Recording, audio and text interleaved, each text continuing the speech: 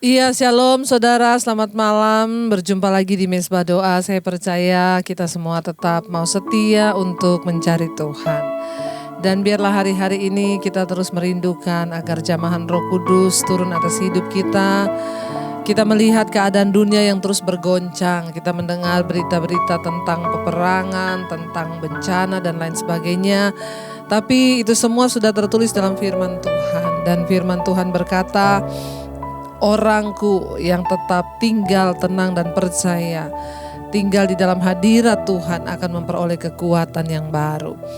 Mari kita mau satukan hati untuk kita sama-sama masuk dalam hadirat Tuhan.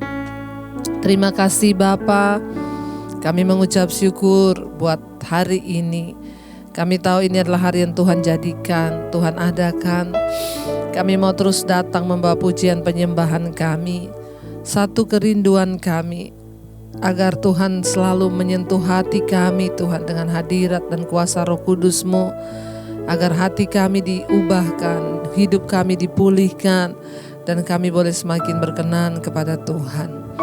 Ini kerinduan kami Bapa, kami bawa kepada Tuhan malam ini.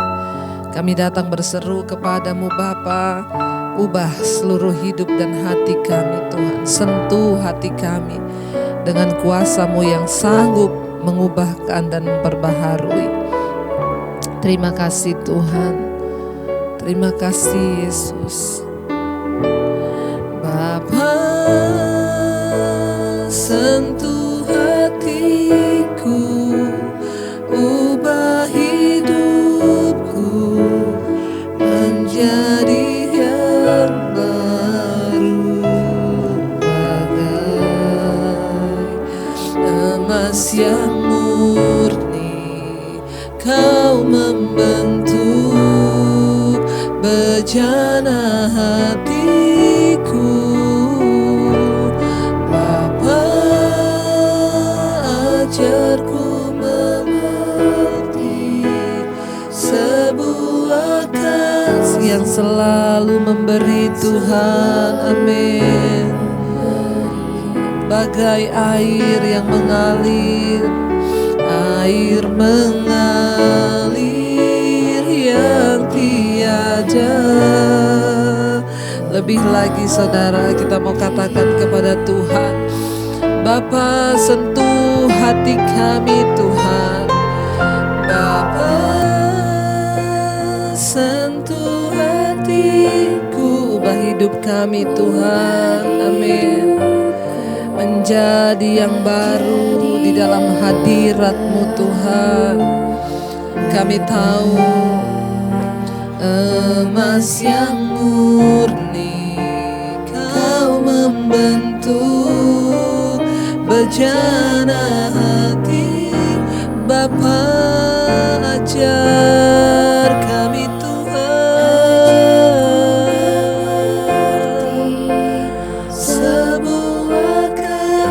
selalu memberi. Amin Tuhan, amin Yesus. Bagai air yang mengalir, yang tiada pernah berhenti. Mari lebih lagi kita katakan, Bapa, sentuh hati kami. Bapa,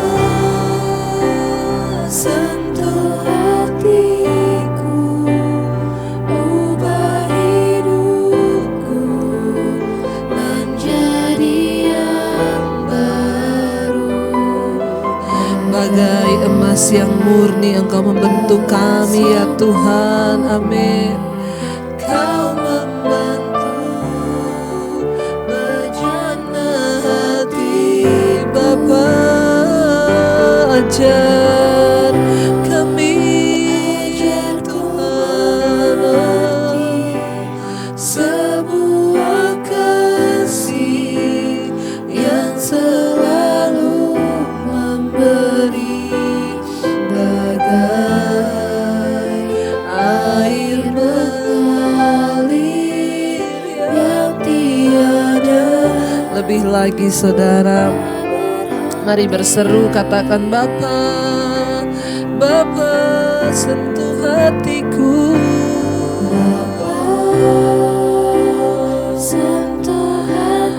Ubah hidup kami Tuhan. Amin, amin. Menjadi yang baru, bagai emas yang murni, Engkau membentuk hidup kami. Bejana hatiku Bapa, ajarku mengerti sebuah kasih yang selalu memberi, bagai air mengalir yang tiada. Lebih lagi saudara, mari angkat tanganmu, naikkan pujian ini menjadi doa kita di hadapan Tuhan. Katakan, Bapa, sentuh hati kami Tuhan, ubah hidup kami Tuhan. Ini kerinduan kami, untuk kami boleh menjadi ciptaan yang baru di dalam Engkau.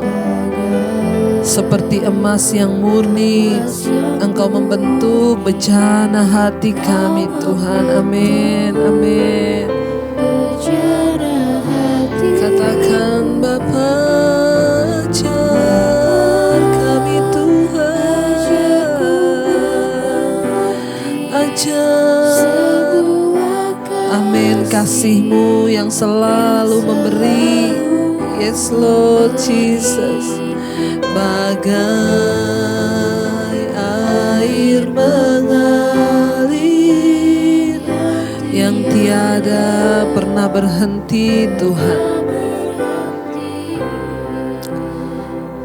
Terima kasih Bapa, jamah hidup kami, jamah hati kami Tuhan. Datang padamu, berserah kepadamu. Mari saudara datang hampiri tahta kekudusan Tuhan. Minta kepada Bapa untuk Dia sentuh hati dan hidup kita. Mari katakan, Bapa, kami rindu Tuhan, hadirat-Mu menjamah hidup kami, memberikan perubahan agar kami boleh mengalami pemulihan yang dari Tuhan. Mari datang pada Tuhan saudara. Mungkin hari ini engkau merasa engkau di dalam persoalan penderitaan yang begitu berat. Jangan pernah menyerah, harapkan Tuhan. Nantikan Dia bertindak dalam kehidupan kita. Sebab Dia Tuhan yang tidak pernah meninggalkan saudara dan saya. Dia hanya sejauh doa ketika kita datang berseru kepada Dia.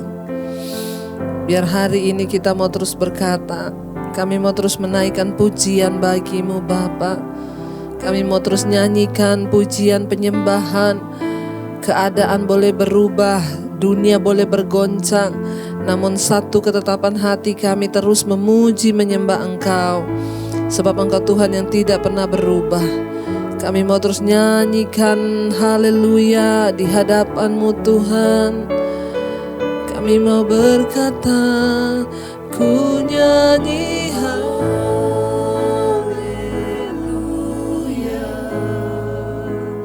ku nyanyi haleluya.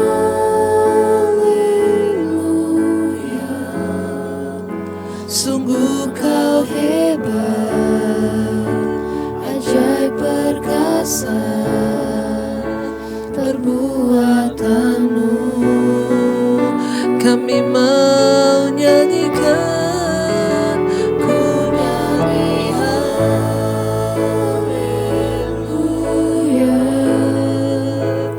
ku nyanyi haleluya.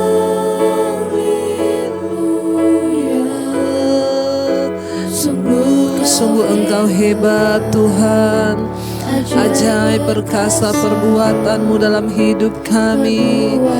Karena itu kami mau nyanyikan haleluya, ku nyanyi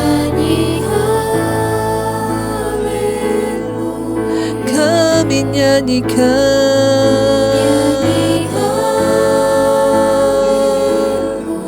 Sungguh kau hebat Tuhan. Amin. Ajaib perkasa perbuatanmu, kami nyanyikan haleluya.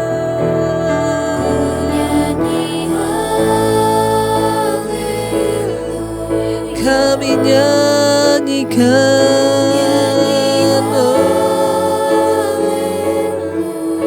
sungguh kau hebat Tuhan, ajaib perkasa perbuatanmu di hidup kami, di hidupku.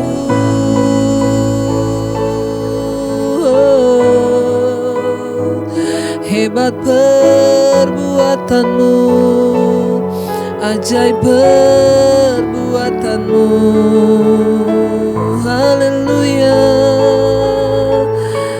Ketika kita naikkan pujian penyembahan, Tuhan bertahta di atas pujian penyembahan umatnya. Dan ketika Tuhan bertahta, ada kesembuhan yang terjadi, ada pemulihan yang terjadi, ada kelepasan yang terjadi, ada kelegaan yang Tuhan lakukan. Mari datang menyembah Dia, saudara. Katakan, kami nyanyikan, ku nyanyi kami nyanyikan,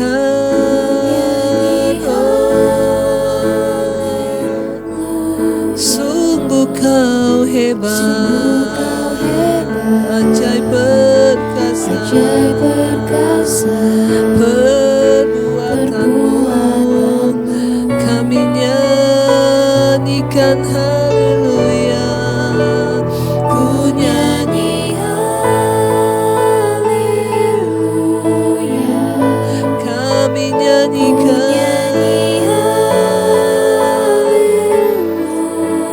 haleluya. Ajaib perkasa. Lebih lagi saudara, apapun persoalanmu hari ini, angkat tanganmu, katakan, kami nyanyikan. Apapun persoalan kami, sakit penyakit kami mau berkata haleluya. Terpujilah namamu Tuhan, haleluya, amin, amin. Sungguh kau hebat, ajaib perkasa perbuatanmu di hidupku, perbuatanmu hebat bagi kami. Tuhan yang ajaib, Tuhan yang setia.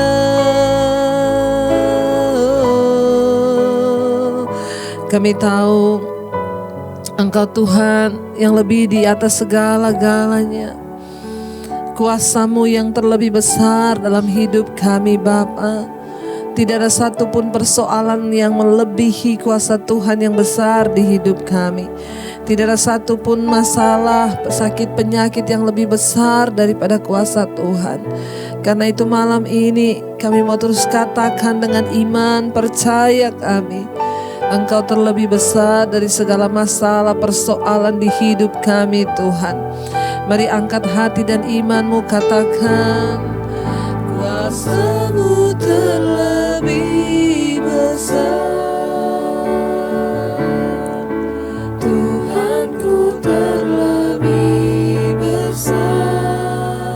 Pernah terlambat, amin. Terlambat janji-Mu ya Tuhan, menolong hidup. Kuasa-Mu terlebih besar, kuasa-Mu terlebih besar. Tuhan kami terlebih besar, Tuhanku terlebih besar. Tak pernah terlambat tangan-Mu bekerja bagi kami Bapa. Amin. Yes Lord, lebih lagi saudara engkau yang mengharapkan Tuhan, mengharapkan pertolongannya, katakan dengan iman, kuasa-Mu terlebih besar. Tuhan kami terlebih besar. Tak pernah terlambat janji-Mu ya Tuhan, menolong hidup. Kuasa-Mu Tuhan terlebih besar. Tuhan kami terlebih besar. Tidak pernah terlambat sedetik pun Tuhan. Amin. Janji-Mu di dalam hidup kami. Lebih lagi saudara, terus harapkan Tuhan bekerja, katakan dengan iman, kuasa-Mu terlebih besar. Tuhan kami terlebih besar. Tak pernah terlambat, tak pernah terlambat janji-Mu ya Tuhan, menolong hidupku. Kuasa-Mu Tuhan,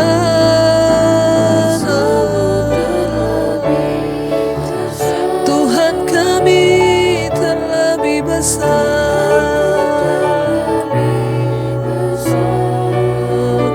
Tidak akan pernah terlambat Tuhan. Amin. Janji-Mu ya Tuhan, pulihkan hidupku. Kami percaya Kau Tuhan yang bekerja dengan kuasa-Mu yang besar. Engkau yang sanggup Tuhan. Kami percaya tidak pernah terlambat kuasa-Mu Bapa. Tidak pernah terlambat Engkau bekerja atas hidup kami. Ajar kami terus percaya dan berharap tidak ada satupun yang lebih besar dari kuasa Tuhan. Masalah persoalan yang sedang kami hadapi hari ini, kami tetap mau memberkatakan janji Tuhan. Kuasa-Mu terlebih besar. Tuhan kami terlebih besar. Mari bangkitkan iman-Mu, katakan, tidak pernah terlambat.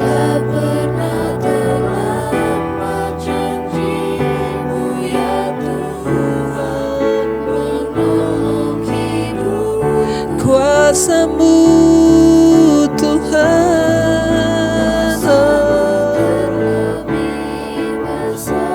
Tuhan kami terlebih besar. Tidak pernah terlambat Bapa. Amin. Amin. Ya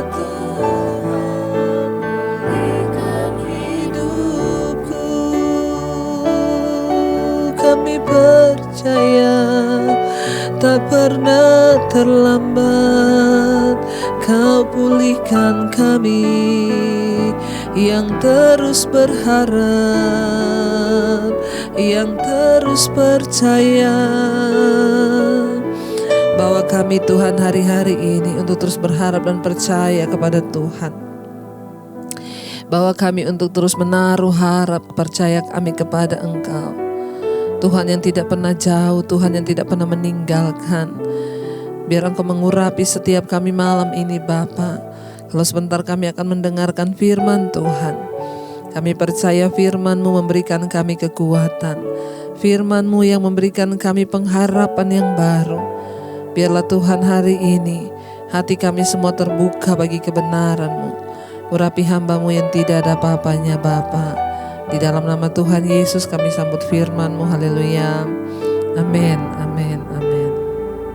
Kami mengucap syukur Tuhan, terima kasih buat anugerah-Mu atas hidup kami. Bapa, kami percaya Engkau Tuhan yang tidak pernah meninggalkan kami. Bahkan kalau sampai hari ini Tuhan masih izinkan kami boleh beribadah, mendengarkan firman-Mu, bahkan belajar akan kehendak-Mu dalam hidup kami. Biarlah Tuhan kami terus boleh senantiasa mengejar perkenanan Tuhan. Kami mengucap syukur buat setiap kesempatan ilahi yang Tuhan berikan bagi kami. Terima kasih Bapa, urapi hamba-Mu yang tidak ada apa-apanya, urapi setiap kami. Dalam nama Yesus kami mengucap syukur. Haleluya. Amin, amin. Iya, shalom saudara. Masih dari Philadelphia. Saya terus akan melayani saudara di Mezbah Doa, dan baik kita akan melanjutkan pembacaan firman Tuhan malam hari ini ya. Dan sebelum saya melanjutkan firman Tuhan, saya akan bacakan kesaksian terlebih dahulu. Terima kasih buat setiap kesaksian yang sudah masuk, yang boleh menguatkan iman ya. Ada ribuan kesaksian, tapi saya akan baca satu persatu. Shalom Ibu Debbie, saya ingin bersaksi ya. Di awal bulan Juni di kaki saya itu muncul bintik-bintik merah. Saya memang beberapa kali mengalaminya, tapi tidak sampai banyak, sudah langsung hilang. Karena penasaran, akhirnya saya konsultasi ke dokter ahli kulit, dan dokter mendiagnosa dermatitis kronis karena berulang atau vaskulitis ringan. Saya dianjurkan menggunakan salep dan minum obat anti sakit. Tapi karena saya ada keluhan mah, jadi saya tidak bisa minum obat. Jadi saya hentikan minum obat dan hanya oleh salep saja. Dokter kulit bilang tidak apa-apa kalau nggak minum obat, bisa hilang, tapi justru malah bertambah. Akhirnya saya berusaha mencari tahu apa penyebab bintik-bintik merah itu di Google, dan disebutkan beberapa penyakit berbahaya yang akhirnya jadi mengintimidasi perasaan saya. Akhir Juni kaki saya mulai sakit seperti terbakar. Saya pun akhirnya konsultasi kembali ke dokter kulit dan disarankan saya ke dokter internis karena ada pembengkakan, supaya bisa ada terapi anti radangnya dari internis. Saya lebih takut lagi Bu, karena saya merasa ada yang serius. Saya menyerah dan akhirnya minum obat. Selama minum obat, sakit saya dan bengkaknya hilang dan timbul ya. Dan saya akhirnya info ke suami saya, yang kebetulan suami saya juga seorang dokter. Tapi beliau itu dokter ahli bedah syaraf ya. Bahkan bintiknya mulai hilang, tapi obatnya tetap tidak berpengaruh pada sakit dan bengkak saya. Beliau bilang sabar aja sampai obat selesai. Dan akhirnya obat saya selesai, tapi 2 hari setelah itu muncul lagi sakit dan bengkak, masih hilang dan timbul. Dan obat anti sakit itu enggak bisa diperpanjang Bu, karena belum sembuh-sembuh juga. Saya minta suami konsultasi ke dokter teman-temannya yang lain. Mulai dari dokter ahli reumatologi, dokter ahli imunologi, bahkan 2 dokter ahli kulit lainnya. 1 dokter internis lainnya, sampai dokter ahli kandungan. Hasilnya idiopatik, yaitu penyakit yang tidak diketahui penyebabnya. Wah. Ya, idiopatik atau psikosomatik. Ya, itu karena kecemasan, psikosomatik. Karena semua pemeriksaan semuanya aman. 27 Agustus lalu saya menghubungi Ibu Debbie. Sambil saya bilang dalam hati, kalau Ibu Debbie angkat teleponnya berarti Tuhan izinkan. Dan puji Tuhan, Ibu Debbie angkat telepon saya. Oh haleluya. Dan atas saran Ibu Debbie, tiap pagi dan malam saya mengolesi dengan minyak sambil berdoa. Singkatnya, puji Tuhan Bu, bintik-bintik itu berangsur hilang. Ya, tapi beberapa terakhir ini setiap kaki saya dibuat jalan sakitnya muncul lagi. Tanggal 17 malam saya minta suami untuk konsultasikan ke dokter rehab, tapi suami menolak. Ya, sebab katanya semua dokter sudah bilang ya bahwa saya tidak sakit, hanya kepikiran saja. Saya berontak Bu, saya menangis sejadi-jadinya karena saya tidak selemah itu. Dan keluhan yang saya alami tidak saya cari-cari ataupun saya buat-buat. Akhirnya saya WA suami, intinya saya bilang cuma Tuhan yang tidak pernah mengecewakan. Puji Tuhan Bu, tadi malam akhirnya suami saya konsul saya ke dokter rehab dan ketahuan penyebab keluhan saya selama ini. Saya bersyukur kepada Tuhan karena terintimidasi dan merasa tidak ada jalan keluar dalam pengobatan, saya putuskan untuk lebih intens mencari Tuhan. Puji Tuhan lagi Bu, saya bisa ketemu dengan channel YouTube Ibu. Itu dari oma saya. Oma saya sekarang berumur 88 tahun. Oh haleluya. Oma saya tahu channel Ibu itu dari asisten rumah tangga kami tahun lalu. Oh haleluya ya. Saya seperti orang Israel yang 40 tahun berputar-putar. Selama hampir 3 bulan saya bergumul dengan pergumulan yang justru melawan diri sendiri dan melawan orang-orang terdekat, karena bahkan adik dan suami saya seorang dokter, tapi mereka tidak bisa menolong saya, bahkan mengecewakan saya karena menganggap saya punya kecemasan yang terlalu tinggi. Tapi puji Tuhan Bu, saya selalu dikuatkan oleh khotbah-khotbah Ibu dan dalam mesbah doa dan mesbah syukur yang rutin saya ikuti. Apa yang saya dengar dari khotbah Ibu itu mulai saya praktekkan. Saya ibadah di rumah menjadi 5 kali sehari. Orientasi saya bukan lagi kepada investasi dunia, tapi kepada investasi kerajaan Allah. Haleluya saudara ya. Supaya saya belajar menaruh iman dan pengharapan saya sungguh-sungguh kepada Tuhan. Seperti kata Ibu, ujian itu ada time limitnya. Yes, itu yang menghibur saya selama penantian mencari jawaban sakit apa yang saya alami. Karena itu sangat-sangat menyiksa saya Bu. Dan kalau sakitnya itu jelas, tentu kita bisa lebih berserah, tidak penasaran dan mencari-cari sehingga terintimidasi. Dan yang paling dan paling tidak sakitnya itu ada pengobatannya. Tuhan izinkan sakit saya ini ya tidak bisa terdeteksi dengan pemeriksaan apapun. Bahkan Tuhan menutup hikmat suami sehingga konsulnya berputar-putar dulu. Bahkan sempat tidak setuju saya konsul ke dokter rehab yang awalnya sakit saya sudah usulkan. Benar seperti Ibu katakan, di balik apa yang kita alami ada hal baik yang sedang Tuhan sediakan. Amin. Puji Tuhan Bu, saya mencatat semua perkataan iman pada tanggal 29 Agustus bahwa sebelum HUT saya sudah sembuh. Dan saya bersyukur besok ulang tahun saya dan Tuhan menjawab saya hari ini. Walaupun kaki saya terus diterapi, tetapi saya sudah disembuhkan dari penasaran, kecemasan, bahkan orientasi saya selama ini. Seperti dalam doa Ibu, terlebih kesembuhan jiwa. Amin. Ya, amin. Dan itu yang saya dapatkan sebagai hadiah ulang tahun dari Tuhan. Oh iya Ibu, suami saya juga dari seberang. Sekarang sudah menjadi pengikut Kristus. Amin. Dan puji Tuhan, suami saya juga sekarang mulai mengikuti mesbah syukur dan mesbah doa bersama saya secara rutin. Terima kasih Ibu Debbie, maaf kalau kesaksian saya terlalu panjang. Tuhan Yesus memberkati Ibu sekeluarga dan semua tim pelayanan. Amin, amin, luar biasa. Saudara, ya sebelum kita mendapatkan kesembuhan fisik, yang terutama kita harus dapatkan kesembuhan jiwa. Kecemasan, kekhawatiran, ketakutan itu harus sembuh dulu. Ketika kita sudah disembuhkan dari segala kecemasan dan sakit jiwa kita, baru seringkali Tuhan izinkan terjadi kesembuhan secara fisik ya. Terima kasih Ibu buat kesaksian yang sangat luar biasa. Tuhan memberkati Ibu dan kami percaya semua jemaat Mesbah Doa mendukung Ibu sembuh sempurna. Amin, amin. Baik saudara, kita akan melanjutkan pembacaan firman Tuhan hari ini. Ya, sekarang kita sudah sampai di Hosea pasal yang ke-7. Kemarin kita sudah baca sampai yang ke-6.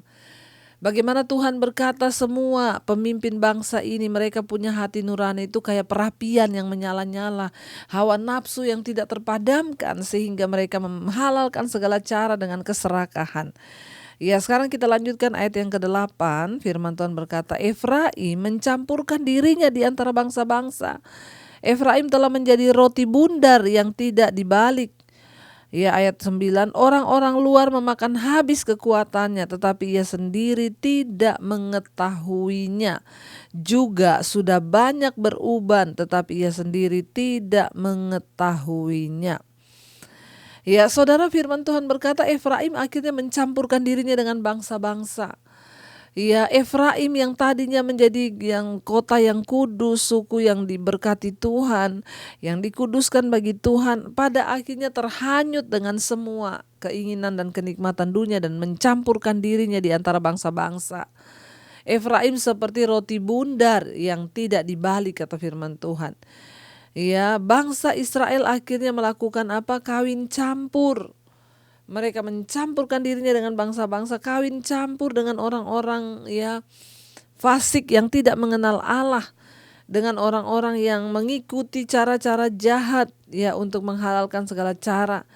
Saudara, ya mari kita sungguh-sungguh hari-hari ini introspeksi diri di hadapan Tuhan. Ya, bila kita menghabiskan banyak waktu bersama orang-orang yang belum percaya, maka ya entah itu dalam pekerjaan atau dalam bermasyarakat, kita bisa dengan mudah mengikuti sikap mereka, bahkan mulai meniru tindakan-tindakan mereka.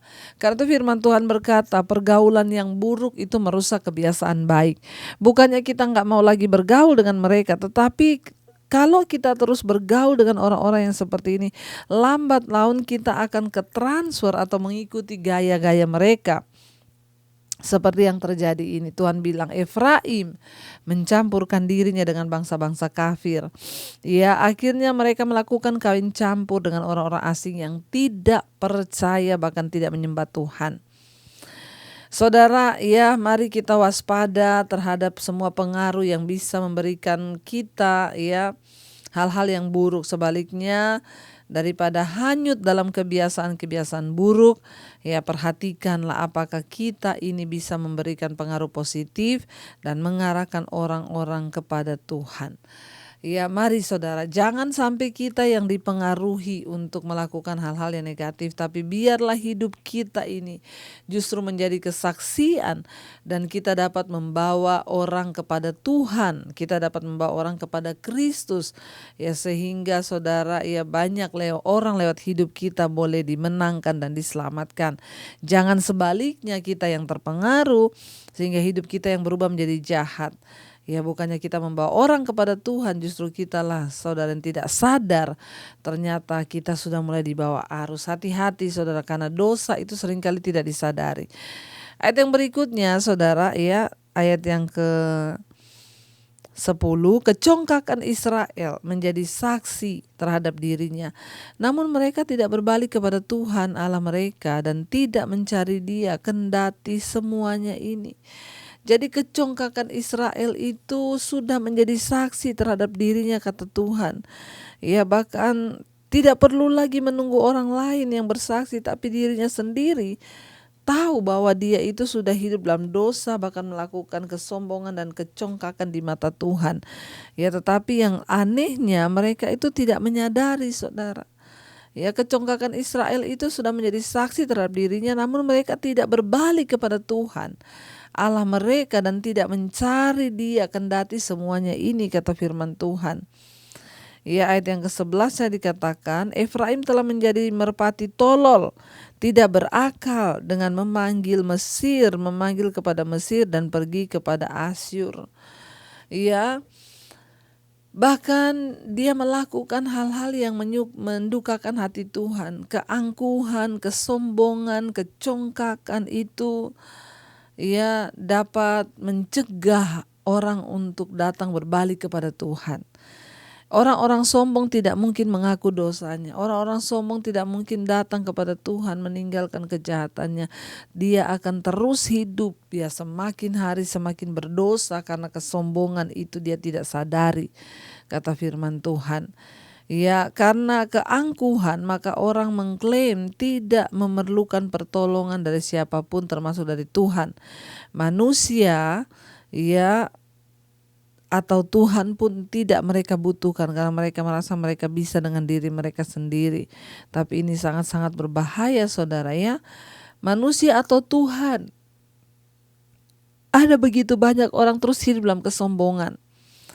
Ya, di hadapan manusia atau Tuhan dia nggak peduli. Kesombongan memperhebat semua dosa lainnya karena kita tidak dapat bertobat dari dosa yang manapun tanpa terlebih dahulu menanggalkan segala keangkuhan dan kesombongan kita.